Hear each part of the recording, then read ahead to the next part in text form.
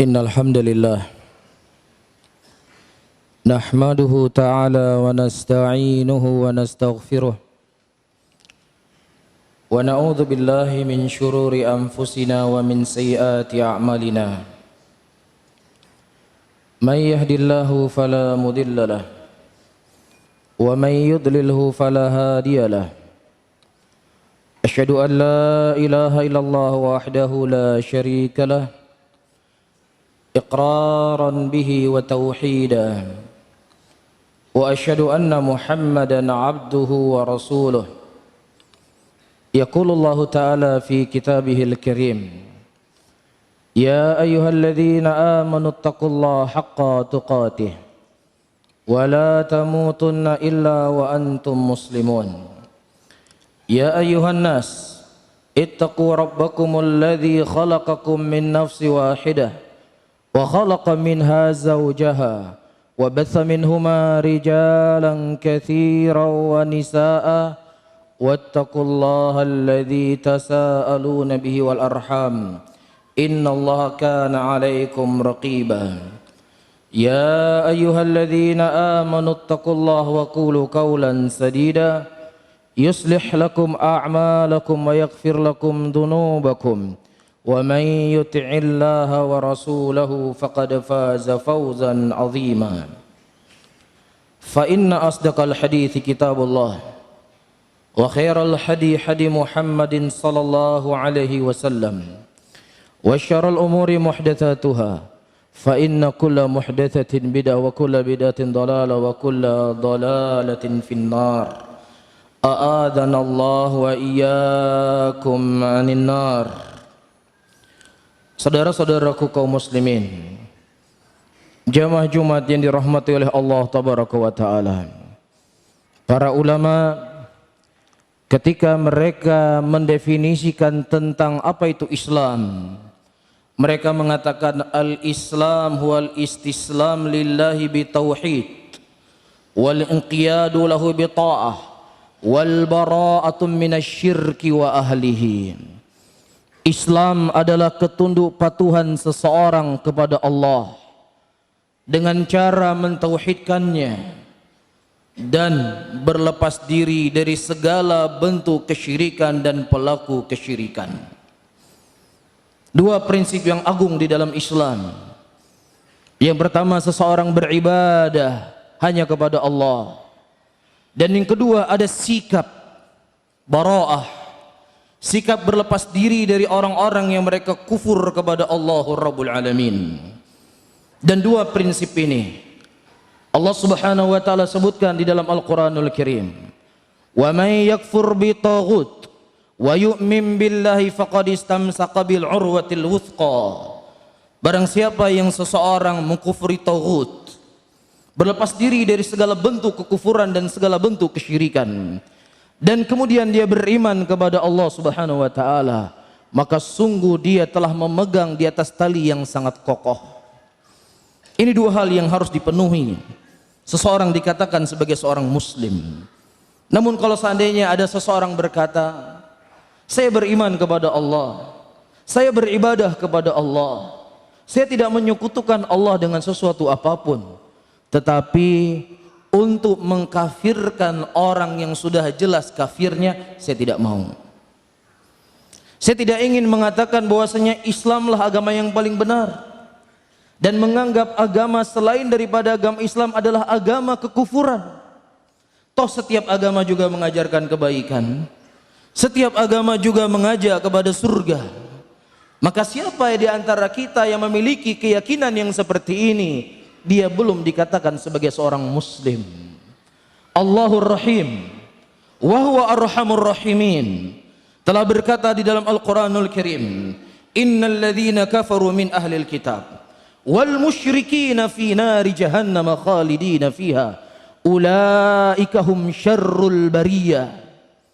Allah yang Maha Rahim, Dia yang Maha Rahman telah memvonis mereka di dalam Al-Qur'anul Karim, sesungguhnya orang-orang kafir dari kalangan ahlul kitab dan juga orang-orang musyrikin fi nari jahannam, mereka berada dalam neraka jahannam dan mereka kekal selama-lamanya dalam neraka jahanam, dan mereka adalah sejelek-jelek makhluk Allah Subhanahu wa taala. Ini sebuah hal yang wajib diyakini oleh seorang muslim. Ini sebuah hal yang wajib untuk diamalkan oleh setiap muslim, untuk yakin kekafiran orang-orang yang telah divonis oleh Allah Subhanahu wa taala kekafirannya. Dan kita harus yakin, inna dina indallahil Islam, agama yang diterima di sisi Allah hanya agama Islam, dan siapa yang berharap selain daripada agama Islam maka dia diterima di sisi Allah Subhanahu wa taala. Begitulah seruan para nabi dan seruan para rasul. Ada sisi pembatas di antara seorang mumin dan seorang kafir. Nabi Ibrahim alaihissalam, sebagaimana Allah Subhanahu wa taala sebutkan di dalam Al-Qur'anul Karim, wa idz qala Ibrahimu li abihi wa qaumihi innani bara'um mimma ta'budun illa alladzi fatarani fa innahu sayahdin. Ketika Ibrahim berkata kepada bapak dan kaumnya, sesungguhnya aku berlepas diri dari seluruh apa yang kalian sembah selain Allah Subhanahu wa taala, kecuali kepada zat yang menciptakan aku, itu Allah Subhanahu wa taala. Ada pemisah. Ada di situ ya jurang yang memisahkan antara seorang muslim dengan orang yang kafir. Begitu juga Nabi kita Muhammad sallallahu alaihi wasallam diperintahkan oleh Allah Subhanahu wa taala untuk berkata kepada musyrikin, "Qul ta'alau ila kalimatin sawa bainana wa bainakum alla na'budu illallah wa la nusyrika bi syai'a wa la yattakhidha ba'duna ba'dan arbaban min dunillah."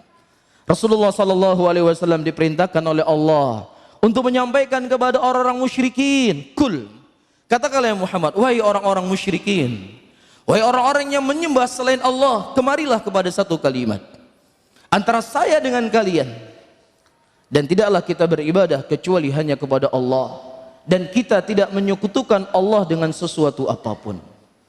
Ini prinsip agama, sehingga kita tidak akan pernah mendapatkan seorang mukmin yang beriman kepada Allah dan beriman kepada hari akhir, mereka berkasih sayang dengan orang-orang yang telah jelas permusuhannya dengan Allah dan Rasulnya. Allah Subhanahu wa taala mengatakan dalam Al-Qur'anul Karim, "Wala tajidu qauman yu'minuna billahi wal yawmil akhir yuwaduna man haddallaha wa rasulah." Engkau tidak akan pernah mendapatkan suatu kaum pun, kapanpun dan dimanapun, yang mereka beriman kepada Allah dan beriman kepada Rasul, berkasih sayang dengan orang-orang yang sudah jelas permusuhannya dengan Allah dan sudah jelas permusuhannya dengan Rasulullah sallallahu alaihi wasallam. Bagaimana mungkin kita menjadikan mereka sebagai saudara kita? Bagaimana mungkin kita jadikan mereka adalah bagian dari kita? Sementara Allah Subhanahu wa taala menyebutkan tentang keadaan mereka dalam Al-Qur'an, la tajidanna asyaddan nas adawatan lil ladzina amanu al-yahuda wal ladzina asyraku. Dan engkau akan mendapatkan orang-orang yang paling keras permusuhannya kepada kaum mukminin adalah orang-orang yang kufur kepada Allah dan orang-orang Yahudi, kata Allah Subhanahu wa taala. Dan demikian juga Allah Subhanahu wa taala telah membongkar kedok mereka dalam Al-Qur'an. Apapun usaha yang mereka lakukan, apapun ucapan yang keluar dari mulut mereka, semuanya mereka menginginkan agar kita meninggalkan agama Allah Rabbul Alamin. Allah Subhanahu wa taala membongkar rahasia mereka dari langit ketujuh, walan tardha ankal yahud walan nasara hatta tattabi'a millatahum. Engkau tidak, orang-orang Yahudi dan orang-orang Nasrani, mereka tidak akan pernah ridho sampai kalian semuanya mengikuti agama mereka. Namun dengan nama toleransi yang dibungkus dengan toleransi, hari ini muslimin dipaksa atau diharuskan untuk berealitas dengan orang-orang non-Islam dari perkara-perkara agama mereka. Sebagian muslimin hari ini diharuskan memakai topi Sinterklas sebagai bentuk toleransi dengan orang-orang kafir. Hari ini muslimin diajak ke gereja untuk sama-sama memperingati hari Natal. Hari ini para kiai, bahkan sebagian mereka berkhutbah di hari raya untuk berkhutbah di malam Natal, untuk memberikan semangat bagi orang-orang Nasrani menghidupkan malam Natalnya. Saudara-saudaraku muslimin, enggak perlu mereka mengajarkan kita bagaimana cara bertoleransi. Enggak perlu orang-orang kafir mengajarkan kepada kita bagaimana bertoleransi. Karena Islam ribuan tahun yang lalu telah diajarkan oleh Nabi SAW bagaimana cara mereka bertoleransi. Jangankan kepada manusia, kepada binatang saja, kepada makhluk yang tidak punya akal, Islam telah mengatur bagaimana cara kita berinteraksi dengan mereka. Rasulullah SAW menyebutkan dalam hadisnya, Innallaha kataba ala kulli syai'in fa idza qataltum fa asinu qatlah wa idza dzabhtum fa asinu dzibha wal yuhidda ahadakum syafratuhu wal yurih dzabihata. Allah telah mencatat segala sesuatunya. Kalau kau ingin membunuh, maka bunuhlah dengan cara yang baik. Kalau seandainya engkau hendak mau nyembelih seekor hewan, maka hendaknya kalian menajamkan pisau-pisau kalian agar hewan yang kalian sembelih itu bisa mati dalam keadaan tenang. Orang-orang yang hari ini mengajarkan muslimin bertoleransi, orang-orang menganggap hari ini muslimin intoleransi untuk menyembelih seekor hewan saja, mereka belum becus. Dia tusuk besi dari tempat keluar kotorannya hewan sampai ke mulutnya, dalam keadaan hewan masih hidup, dibakar hidup-hidup. Kemudian kamu mengajarkan kepada kami bagaimana cara bertoleransi. Bagaimana mereka hendak menyembelih seekor sapi, diikat sapi di sebuah kayu, kemudian dibiarkan dia berguling-guling, kemudian dipukul beramai-ramai. Kamu mengajarkan kepada kami bagaimana cara bertoleransi. Ribuan tahun yang lalu Nabi kami sudah mengajarkan kepada kami hal yang seperti ini. Bahkan bukan hanya kepada binatang, kepada makhluk yang tidak bisa terlihat, jin, dijaga adabnya dalam Islam, dijaga hak-hak mereka dalam Islam. Rasulullah SAW menyebutkan dalam hadisnya, la tastanju bil irath wal idham fa innahu zada ikhwanukum minal jin. Jangan engkau mencebok, mencuci kotoranmu dengan tulang belulang, karena sesungguhnya itu merupakan makanan saudara kalian dari jin, makhluk yang tidak bisa dilihat. Bagaimana lagi dengan manusia? Bagaimana lagi dengan orang yang punya perasaan? Bagaimana lagi dengan orang yang punya akal? Tentunya Islam lebih jelas mengajarkan kepada kita bagaimana bertoleransi dengan mereka.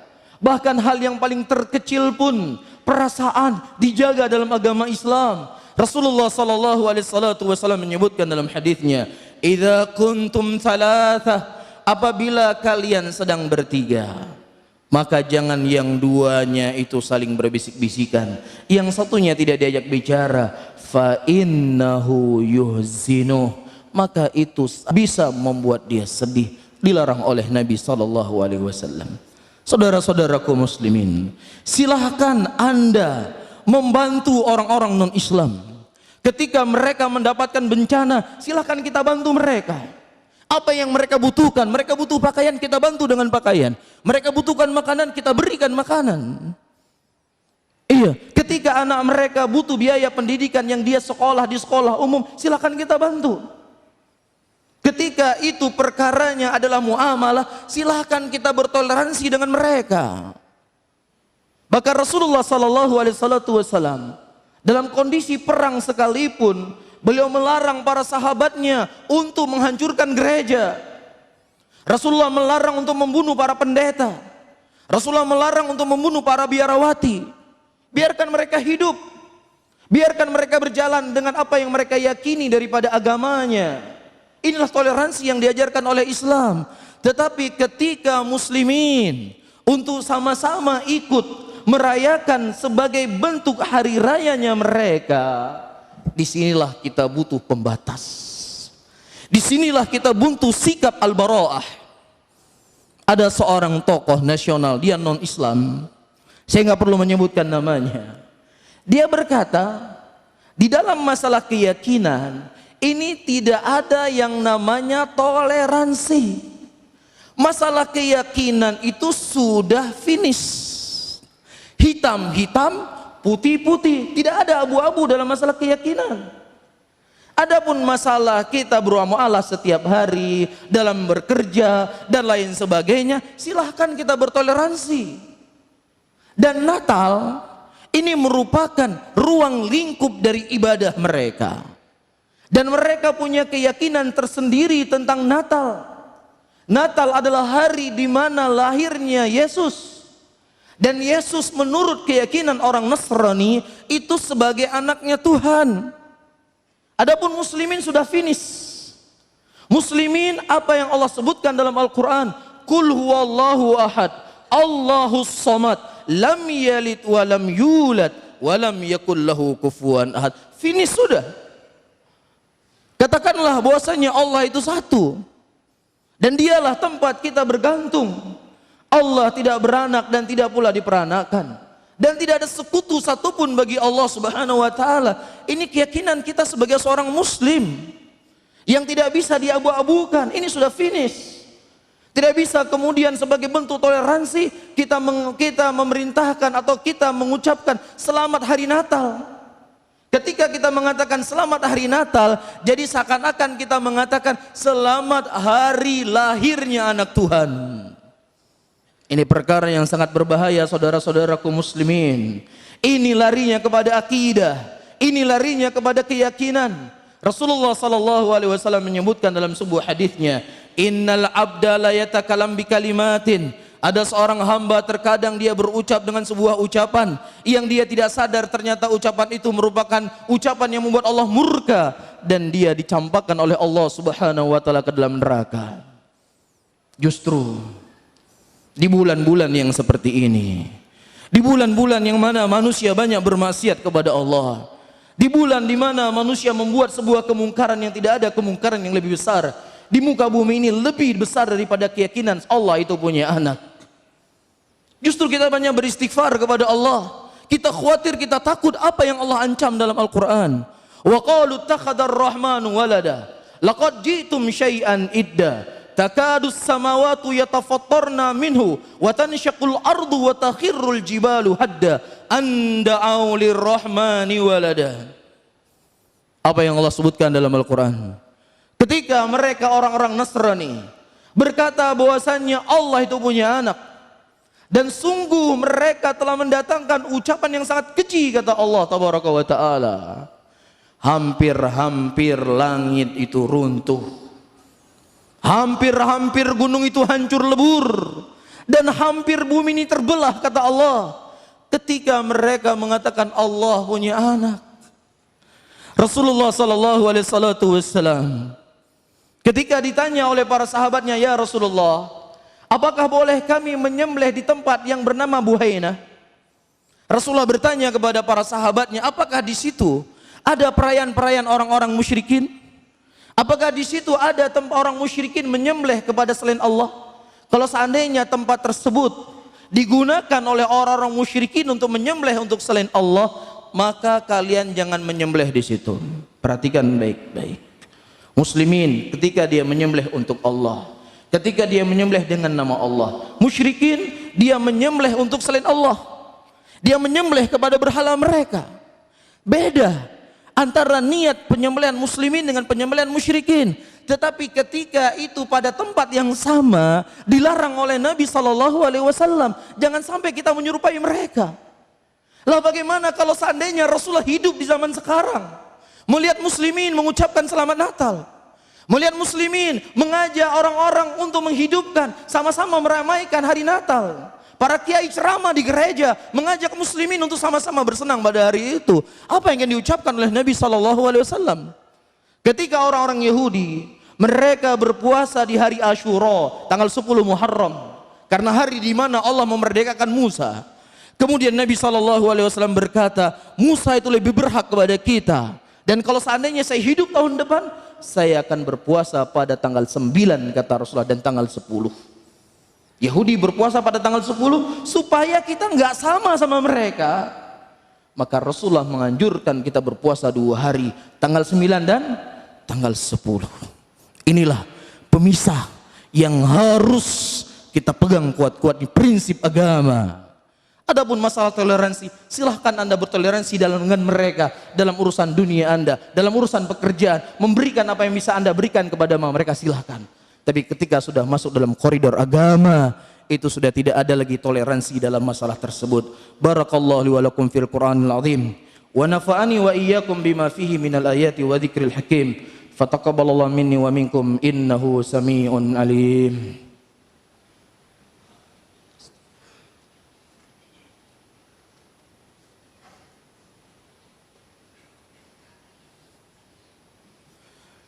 Alhamdulillah,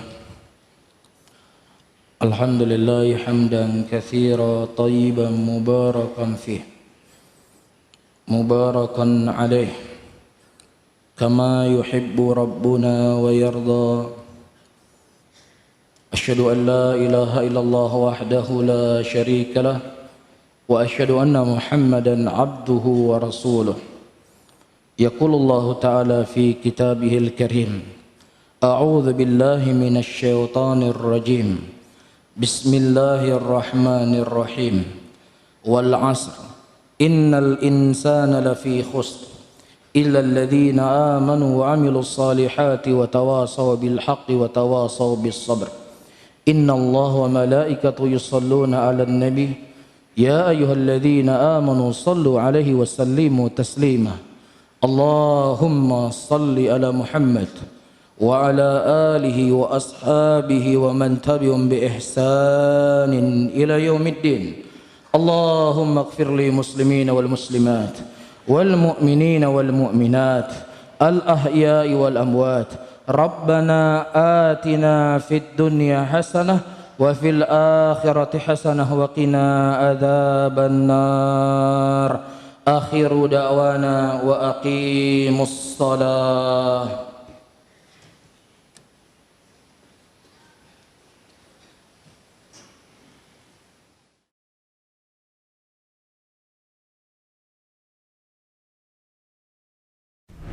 Media Sunnah Aceh.